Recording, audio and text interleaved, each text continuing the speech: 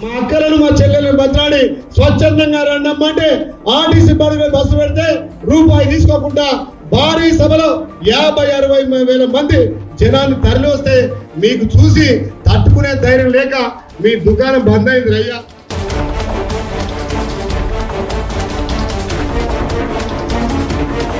మా ముఖ్యమంత్రి ఏమన్నాడు?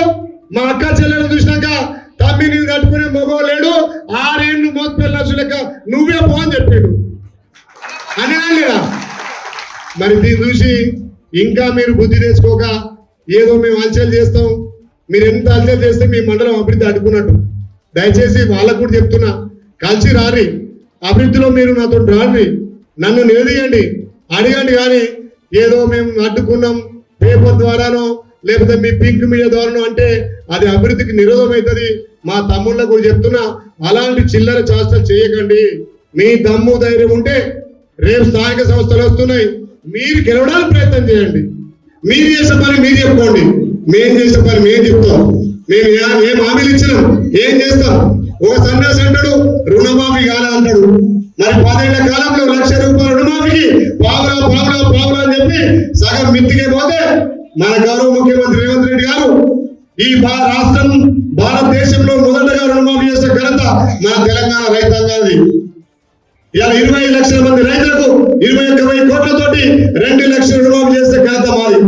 ఒకడు ప్లే కార్డు పట్టుకొని రుణమాఫీ కాదంటాడు, ఒకడు ఇల్లు రాలంటాడు, ఒకడు నీళ్లు రాలంటాడు. మరి గత 10 ఏళ్ళు వాళ్ళే కదా పాలించింది ఈ రాష్ట్రానికి. తల్లి సోదరమ్మ మిగులు బడ్జెట్ తోటి తెలంగాణ ఇస్తే మిగులు బడ్జెట్ ధనిక రాష్ట్రంలో మీ ప్రభుత్వం మీ ముఖ్యమంత్రి అయ్యాడు.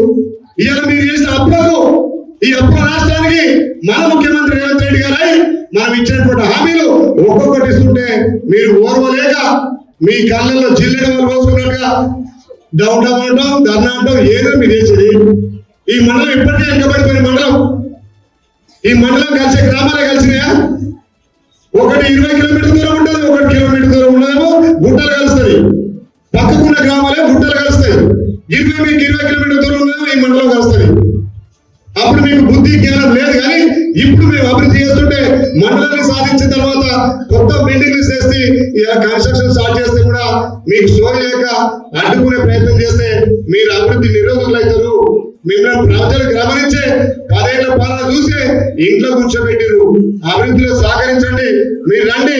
నేను అఖిలపక్ష ఇక్కడ ప్రభుత్వం ఉన్న అన్ని పార్టీల నాయకులను మాజీ ప్రజాప్రతినిధులను కూర్చోబెట్టి చర్చకు సిద్ధపడుతున్నా, అభివృద్ధికి సహకరించబడుతున్నా. దయచేసి మళ్ళొక్కసారి ఆ చిల్లర వల్ల చేష్టలు బంద్ చేసుకొని, ప్రభుత్వం ఉంది అడగదొక్కాలంటే నిమిషం కాదు, కానీ అది పద్ధతి కాదు. ప్రభుత్వం ఉన్నప్పుడు అభివృద్ధి చేయించాలనే లక్ష్యంతో మీ బిడ్డగా ముందుకు పోతున్నారు. కాబట్టి అమ్మలు అక్కలు మీరు ఆలోచన చేయండి. ఏ సమస్య ఉన్నా మీ గ్రామాల అభివృద్ధిలో నేను ముందుంటా. ఎందుకంటే ఇక్కడ నేను మీ ఇచ్చినటువంటి ఆశయంతో మీ బిడ్డగా ఒక ఎమ్మెల్యేగా అయినట్టే మీ అందరి ఆశీర్వాదం మీ సహకారంగా కాబట్టి నేను ఎమ్మెల్యేగా వచ్చిన. గెలవ ముందుకు ఎట్లా తిరుగుతున్నా, గెలిస్తే ఎట్లా తిరుగుతున్నా, ఏ గ్రామంలో ఏ పని కావాలని అడుగుతున్నా. ఇలా 4 రోడ్లు సాక్ష్యం చేసి మండలానికి ఇలా కొత్త మార్కెట్ కమిటీ చేసిన సాక్ష్యం చేసిన. మరి ఎన్ని పనులు చేస్తున్నాం? గోడౌన్లు ఇవ్వడానికి 20 కోట్లకు మంజూరు పెట్టిన, రైతులు పండించిన పంటలు నిల్వ చేసుకోవడానికి గోడౌన్ మంజూరు చేస్తున్నా. వీటిని చూడకుండా చిల్లర మాటలు మాట్లాడితే ఇది తగదు. తమ్ముళ్ళు మీరు కూడా కలిసి రాండి, అభివృద్ధిలో భాగండి. ఎలక్షన్లు వచ్చినప్పుడు మనం కొట్లాడుకున్నాం. కానీ ఎలక్షన్లు అయిపోయాక అన్ని పార్టీలు వేదిక ద్వారా ప్రభుత్వం నుంచి వచ్చే ప్రతి ఫలం చివరి లబ్ధిదారుకు చెందాలి. అదే నా లక్ష్యంగా పనిచేస్తున్నారు. కాబట్టి తల్లులు ఆయనకు చెప్పకూడదు, నేను చిల్లర వల్ల చేస్తున్నారు. కాబట్టి మా అగ్ర దృష్టికి రావాలి. ఎందుకంటే వాళ్ళు ఒక్కసారి యాడ్ చేసుకున్నారంటే మళ్ళీ వాళ్ళ గుద్దితే మొన్న 50,000 మెజార్టీ, మళ్ళీ ఒక్కసారి మా అగ్ర గుద్దిరనుకో 1,00,000 మెజార్టీ. అవునా కదా? అరే మనసుకు బాగా అనిపిస్తుందమ్మా. చిల్లర వల్ల ఎందుకు అనవసరంగా? నేను ఒక ఎమ్మెల్యే లెక్కుంటుందా? మీరు చెప్పండి. మీ తమ్మి లెక్క, మీ కన్న లెక్క, ఒక బిడ్డ లెక్క ఉంటా అంటే అట్లుండదు తప్ప. ఒక బీసీ బిడ్డ ఎమ్మెల్యే అయితే ఓర్వరా? 10 ఏళ్ళు రెడ్డి బిడ్డ చేయొచ్చు. ఒక బీసీ బిడ్డ 15 మాసాల్లో ఇంత అభివృద్ధి చేస్తుంటే ఎందుకు ఇంత మీకు అక్కసము? అంటే బీసీలు రాజ్యం ఏమవుతా? బీసీలు ఎమ్మెల్యేలు ఏమవుతా? మీరు చేయలేని పని ఒక బీసీ బిడ్డ గారిని తీసుకొచ్చి మీరు నింపినటువంటి చెరువుని నింపి, మీరు లేనటువంటి బిల్డింగ్లు, మీరు లేనటువంటి మార్కెట్ కమిటీ, మీరు అద్భుతమైనటువంటి పిఎస్సి బ్యాంకు వీటికి తీసుకొస్తే ఓర్వలేక ఫ్లెగర్లతో మీరు చేసే ప్రదర్శనలు. నేను అందుకే చెప్తున్నా, తస్మాత్ జాగ్రత్త.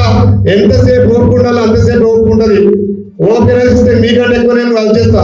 కానీ నేను చిన్నోని మీ ఆశ్రమంతో మీరు దీవిస్తే వీటికి వచ్చింది పంచాయతీ పెట్టుకోవడానికో లేకపోతే మీద కేసు పెట్టడం కాదు. ఈ మండలం వెనుకబడ్డ మండలం ఎట్లా అభివృద్ధి చేయాలి, ఎట్లా ముందుకు రావాలి, మా అమ్మ ఆశ్రమంతో ఈ మండలాన్ని అభివృద్ధి చేసి ఆలయ నియోజకవర్గమే తెలంగాణలో నెంబర్ 1 ఉంచాలన్నా. అరే మొన్న మీటింగ్ తోటి తెలంగాణ మొత్తం చర్చ జరుగుతుంది. దాన్ని జీర్ణించుకోలేక అది ఎట్లా తీసుకొచ్చిండు, నువ్వు అయ్యకుండా జనాలు ఎట్లా వచ్చారు స్వచ్ఛందంగా అంటే ఆ తల్లుల ప్రేమ, ఆ అక్క ప్రేమ. కాబట్టి ఎవరైనా చేసినా అభివృద్ధిలో ఇంకా పోయేది లేదు, తప్పకుండా ముందుకు పోతాని చెప్పి మీకు మాట ఇస్తూ, ఎవరైనా ఇంకా 2వ ఫేజ్ లో వచ్చే నెల మళ్ళీ 400 ఇళ్ళు మీకు ఇస్తా. మూటకొండూరులో ఇల్లు లేని వ్యక్తిగత అర్హులందరికీ ఇల్లు ఇచ్చే కార్యక్రమం చేపడతామని తెలియజేస్తూ, ఎవరు కూడా అధైర్య పడకుండా అందరం అభివృద్ధిలో ముందుకు పోవాలని తెలియజేస్తూ